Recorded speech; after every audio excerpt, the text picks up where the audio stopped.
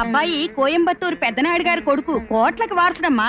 మరి మన చాముండేశ్వరి దేవి గారు చిన్న చిన్న సంబంధాలు చూస్తారా ఏమిటి? ఏవైనా మన రేఖ చాలా అదృష్టవంతురాలు. మా అత్త ఆస్తిపాస్తుల గురించి చెప్పక్కర్లేదనుకుంటా. అమ్మాయి నగలే ₹1,00,00,000 ఉంటాయి. దాన్ని బట్టి మీరు ఊహించుకోవచ్చు. ఇక అమ్మాయి అందం సంగతి అంటారా? అసలే చెప్పక్కర్లేదు. మాకిస్తారా అని పోటీ పడుతున్నారు. వాళ్ళందరినీ కాదని మా అత్త మీ సంబంధమే కోరుకుంటుందంటే మా అత్తే కరెక్ట్. ఈ ప్రపంచంలో నేనేదైనా కొంటాను, కొనగలను.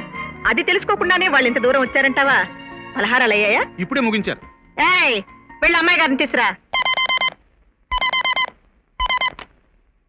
చాముండేశ్వరి దేవి హియా. పేరు చెప్పక్కర్లేదు. నీ గొంతులో ఉన్న పొగరు వింటేనే తెలుస్తుంది నువ్వేనని.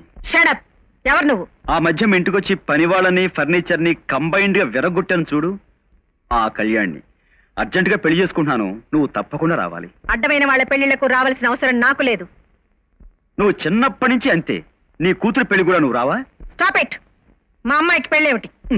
ఊరికే కంగారు. చెప్తాను విను.